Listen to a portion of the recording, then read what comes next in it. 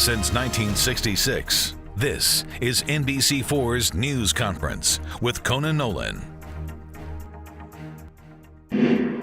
You fail sometimes when you swing for the fences. On this edition of News Conference, Mayor Antonio Villaraigosa's exit interview, his biggest mistakes, what he accomplished. What does he really think about the two candidates seeking his job? And has he been offered a position with the Obama administration? The two-term mayor of America's second-largest city looks back and looks ahead as he's about to say farewell to the office he's held for the past 8 years. Good morning and welcome to News Conference. With us, the Honorable Antonio Villaraigosa, the mayor of the city of Los Angeles. Mr. Mayor, thank you for joining us. Thank you for having me, Conan. This past week, you had your final State of the City address at UCLA. You gave it where, among other things, you took to task the campaigns of Wendy Gruhl and Eric Garcetti, who were both seeking the job of mayor, specifically on the issue of education. Here's what you had to say. It's time that they presented us with their comprehensive vision to make schools shine. But we don't want to hear one or two planks in a plan about an audit of this or a piecemeal change in that. We want the whole plan. Because on May 21st, we're not just going to elect a mayor. We want to elect a leader. Mr. Mayor, what did you mean by those comments? First of all, I don't think I would describe it as take the task. I was trying to encourage them, motivate them to swing for the fences. Look, the most important challenge that we're facing in the city, where the school district used to be a school district with too many factories of failure, is that we've got to continue the momentum, the progress we've made over the last 8 years. Over the last 8 years, we've doubled the number of successful schools at 800 and above, which the state says is a successful school. We had a third of our schools were failing. Now it's 1 out of 10. We've increased the graduation rate from 48 to 64%. We have more kids in charters, but more importantly, more kids. We've increased ninefold the number of successful charters in our city. We've got to give parents choices, and we've got to improve our schools, and we need to see a plan from both candidates focused on continuing the momentum that we built over the last couple of years. You want them to specify, will you endorse candidates for the Board of Education? Will you have your own slate?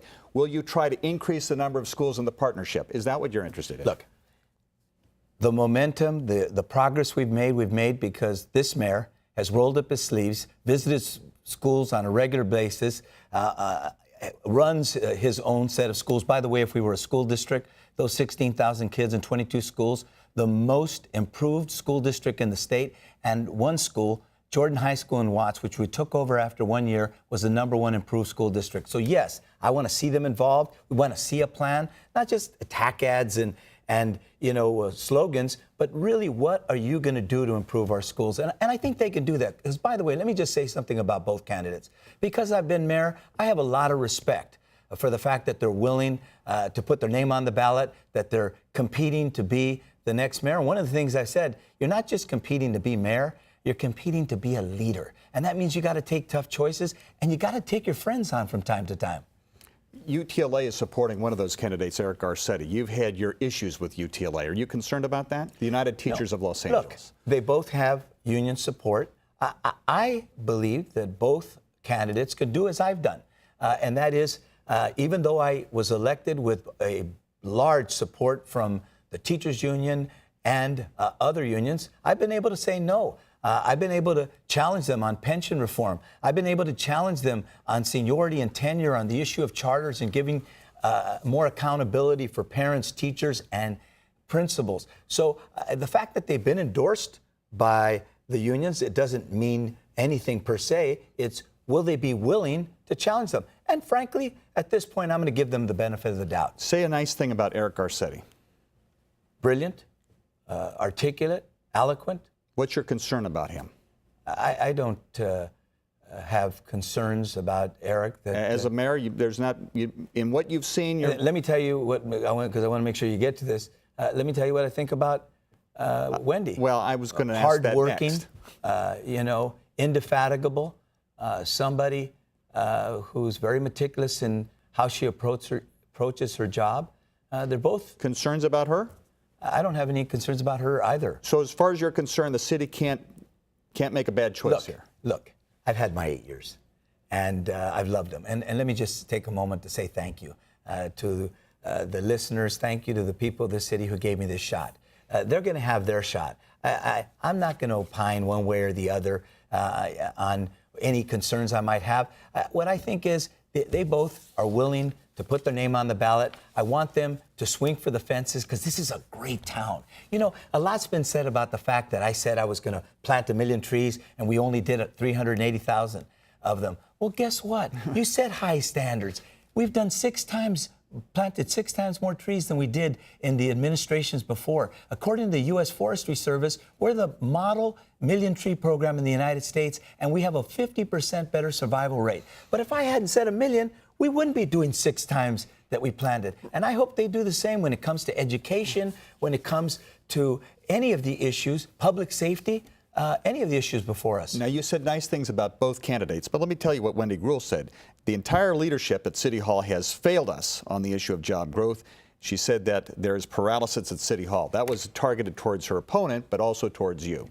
You didn't do enough in your tenure as mayor to bring more jobs to the city of Los Angeles. Well, as point of fact, we created 200,000 jobs in the course of this administration in one of the worst economies. We've doubled the number of businesses that are making $500,000 and above because of the moratorium on the business tax and because we've made it easier to develop in this town.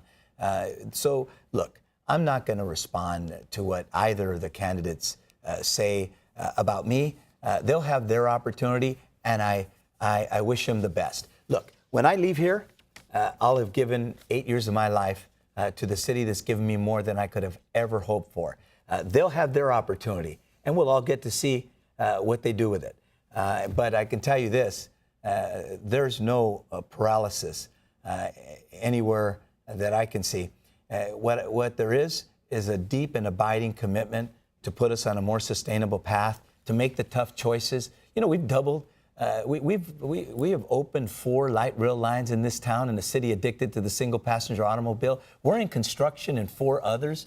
You know, we're going to double the size of our rail system. We're the only city we're the #1 city in the country in terms of reduction of our carbon emissions, almost 30%. We've cut pollution by 50% at the port. We're growing 20,000 jobs at the port and 40,000 jobs at the international airport.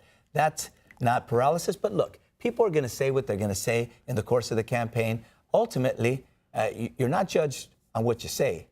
You're judged on what you do. You have a city that has a structural deficit that could be $100 to $150, $200 million next year. You've talked about the importance of pension reform. Just recently, you said that you thought city workers should pay upwards to 18 to 20% into their own pension and into their own health care as well. They have said that's pretty much outrageous. The spokesperson for SEIU 721, there's no good reason to move the city backward, which is what these proposals would do. We aren't in the darkest days of the recession anymore. Well, in point of fact, when I was elected mayor, we were paying 10 cents on the dollar for pensions and health care. Today it's 18 cents, and in 3 years it'll be 24. And that's true, even though we've gotten our current employees to go from 6% contribution to 11, almost doubled it. And even though 25% of our workers are now paying 5% for health care, we want all of them to pay at least 10%, on our way at some point to 20%. Why? Because we want our pensions and our health care to be sustainable going forward. You know, new employees, as a result of my proposal, new employees can't retire at 55 and get 90% of their salary. They have to retire at 65, and they can only get 75%. We've done these because we want to protect our pensions and health care going forward. You mentioned the $1.1 billion structural deficit. It was basically 25% of the general fund. Today, it's about $100 million. We've cut $1 billion. How did we do it? By the pension reform changes that I mentioned, by the health care changes, by the fact that we've consolidated departments, by the fact that we've cut 1/3 of the LA General Fund civilian workforce. We've had to find efficiencies. Look, I wish I could be a mayor in the toughest economy since the 1930s that just gives you a big happy smile and good news. I've had to make tough decisions. The next mayor will have to continue to make tough decisions if we're going to be on a more sustainable path. What I said, and I've made true, is we were never going bankrupt under my watch. We've made the tough calls, but we're going to still have to make tough calls going into the future. Talking to the mayor of Los Angeles, Antonio Villaraigosa. We'll have a few more questions when News Conference returns.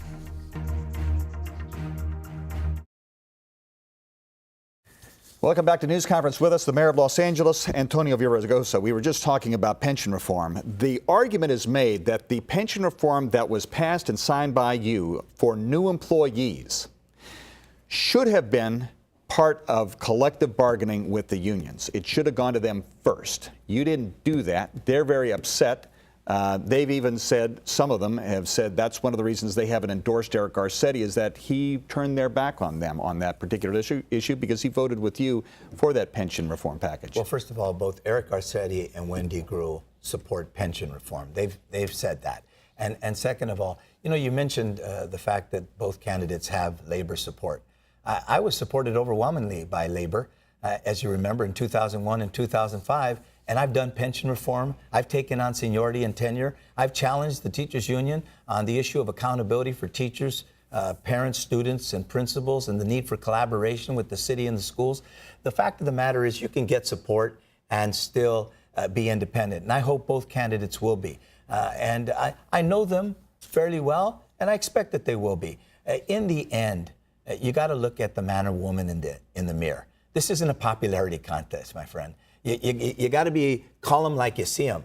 And I've done that, and I would expect that they would do that as well. Barbara Boxer, who's supporting Wendy Gruhl, said that she sees the importance of electing the first woman mayor of Los Angeles on par with electing the first Latino mayor in the modern history of Los Angeles. Do you agree with that? Well, I am concerned that there may be no female member of the city council in 2013. No women on the city council. Looks like we'll have at least one. Well, I hope so. Very possible. I hope so. But one's not good enough. They're 50% of the population. I hope, I do believe that when you open up the door for one of us, you open up for all of us. So it would be great to have a woman mayor. It'd be great to have someone like Eric, who's got is of Latino Mexican ancestry and Jewish and Italian. The fact is, what's most important is that you're continuing to open up doors. And that's why education is so important. And that's why I drove that home. Because you can't have a city that is 64% of color with most of those kids dropping out or not going on to college. We've got to make improving our schools the number one issue along with public safety in our city. Farmers Field dead. And by the way, public safety, we're safer than any time since 1952. A 49% drop in violence and homicide since I've been mayor. Why? Because we got a force of 10,000 strong, larger than we ever had. Do you need 12,000? Candidate Gruhl says you should Yes, go. we do. Candidate Gruhl was right. We need 12,500 or so. We're the most under-policed big city in the country. If we want to drive crime down even further, we need to grow that police department. We can't do it right now, and I don't think she was arguing that you can do it right now, but we have to do it. Farmers Field, is it dead? No. I just put in a call to Mr. Anschutz, actually, as Philip I was Anschutz, on my way. the billionaire from Denver. I expect he's made a commitment to me that he's going to work hard to get a football team. I take him at his word. He's a man of honor and a man of his word, and I'd like to see that happen sooner rather than later. I've worked hard on this for 7 years and 8 years almost. And can the city wait to renovate the convention center? Well, the answer is we can't wait forever, and so we're moving in a direct. In a year that MOU, the Memorandum of Understanding, will be up. So we've got to look at all of our options, and I've instructed the CAO, the Chief Administrative Officer, to do that. What's your biggest mistake as mayor? Accepting the CAO's recommendation, along with a unanimous vote of the council, approving a 25% increase just for our employees just before the recession. It was a mistake. It's why I've asked them to take furloughs. It's why I've had to lay off people. There was no warning for that? No warning. The CAO recommended. We don't negotiate. The mayor and the council don't negotiate. It's the CAO. They recommended that we approve that raise because some of those employees had not received a raise for a few years, and because there was a disparity between their salaries and the Department of Water and Power. But in the end, it was a mistake that I've tried to rectify, and that's why we've addressed pensions and health care reform and consolidated departments, reduced the size of our government, but we've got to do more. And that's what, and we should do that with our unions. Again, I'm not anti-union, but we've got to make decisions where we share the responsibility and the burden of charting a more sustainable path. We just do. We're with the Mayor of Los Angeles, Antonio Villaraigosa. Some final questions when we return.